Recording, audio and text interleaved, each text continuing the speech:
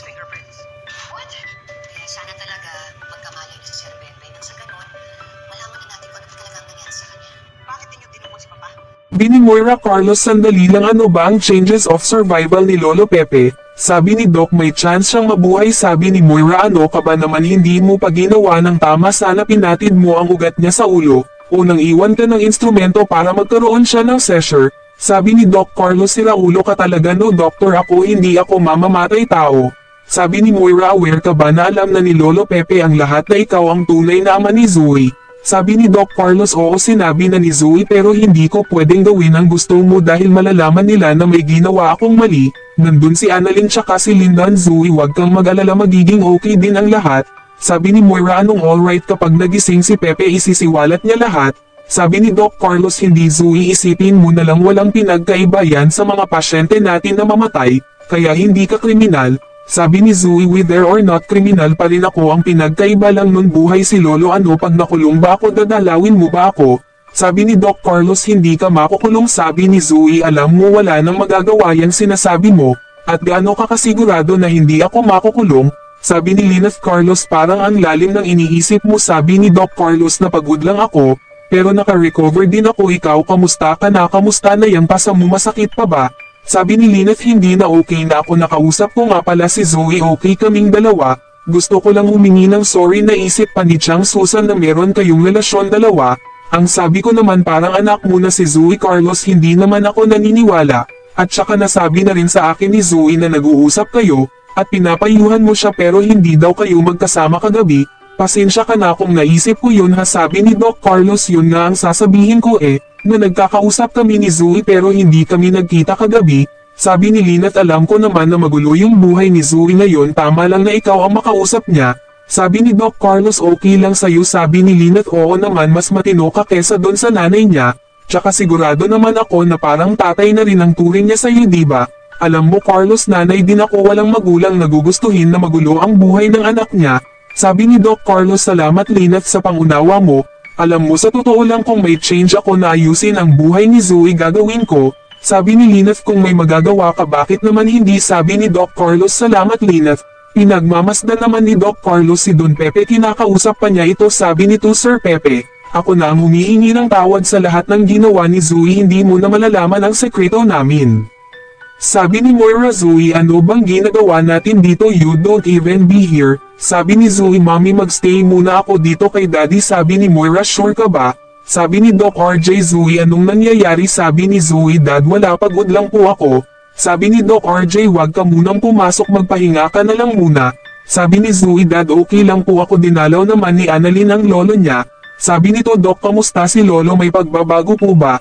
Sabi ni Doc Carlos, sa ngayon stable naman status niya, sana ma-maintain niya ito. Kinausap naman ni Annalyn ang Lolo Pepe niya, magpagaling ka po, lumaban ka po Lolo. Pangako magbabayad ang gumawa nito sa'yo, basta lumaban ka po. Natutuwa si Annalyn kasi gumalaw ang kamay ni Lolo Pepe. Sabi nito, Doc, gumalaw ang kamay ni Lolo, ibig sabihin naririnig niya ako. Mukhang nadismaya si Doc Carlos. Sabi ni Giselle, Robert, nandito sila Sir Mark. Sabi ni Doc RJ, kamusta na, may update na ba? Sabi ni Giselle, meron na. Sabi ni Officer Mark, Doc, may na-recover po kami na medical supplies sa hideout ni Balahadja.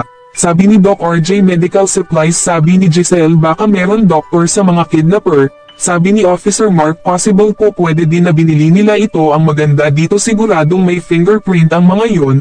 Baka makatulong ito para mahanap ang ibang mga kasama ni Balahadja.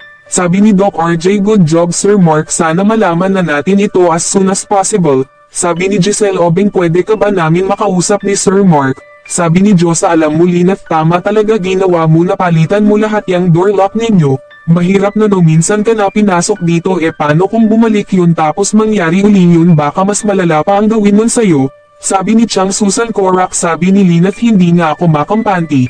Alam nyo ba, pag may naririnig ako na kalabog na nenervyos ako, kung minsan pa naman si Carlos wala dito paggabi kaya kinakabahan talaga ako.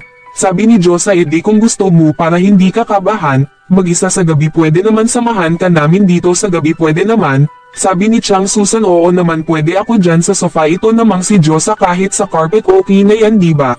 Sabi ni Josa, oo naman, basta may kasama ka lang. Sabi ni Lynette, salamat sa inyo. Hayaan niyo po, sasabihin ko po kay Carlos kapag pamayad po siya, sasabihan ko po kayo. Sabi ni Chang Susan, maiba tayo, nakausap mo na ba si Zoe? Sabi ni Lynette, nakausap ko na po si Zoe. Ang sabi niya po sa akin nasasabihan niya ng problema si Carlos. Siguro kasi dahil matagal nang magkaibigan si RJ at si Carlos kaya ang tingin niya parang tatay na din niya si Carlos. Sabi ni Josan, ako Lynette, kilala ko yung Zoe na yan, baka ang ending niyan feeling niya siya na talaga yung anak ni Doc Carlos. Hello, sa ngayon mas may karapatan ang inaanak ko kesa sa kanya.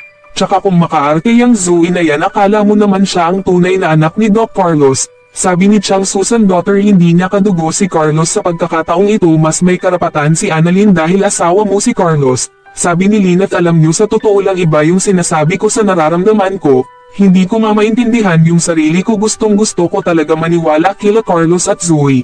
Sabi ni Moira, sige na sayo na yan, umalis ka na, baka may makakita pa sayo. Sabi ni Neriza, sigurado ka bang hindi mo ginamit sa krimen yan? Sabi ni Moira, ano ka ba Neriza, di ba nangako ako sayo na ibibigay ko sayo yan, malinis yan, walang bahig na dumi. Sabi ni Neriza, sigurado ka Moira ha? Sabi ni Officer Mark, magandang umaga po Mrs. Tanyag. Sabi ni Moira, yes officer. Sabi ni Officer Mark, ako po si Officer Mark Gonzaga at iniimbitahan po namin kayo sa presento. Sabi ni Moira, bakit gising na ba si Pepe? Ano bang sinabi niya? Ako ba ang tinuturo niya na dumukot sa kanya? Hindi ako sasama sa inyo. Sabi ni Neriza, Moira, ano ka ba naman, wag kang mag-skandalo dito, respeto mo naman sila. Sabi ni Moira, respect kung ikaw kaya ang sumama sa kanila. Sabi ni Officer Mark, ma'am, hindi po namin kayo hinuhuli, iniimbitahan po namin kayo sa presento para po makuhanan ng fingerprint sample. Sabi ni Moira, fingerprint no, hindi nyo pwedeng gawin yan, hindi ako sasama. Sabi ni Giselle, kailangan namin ng fingerprint sample, may angal ka. Bumibili naman si Doc RJ ng bulaklak, may duma po sa kanya na malaking paru-paro. Sabi ng babaeng nagtitinda ng bulaklak, sir, ang laking paru-paro duma po sa inyo.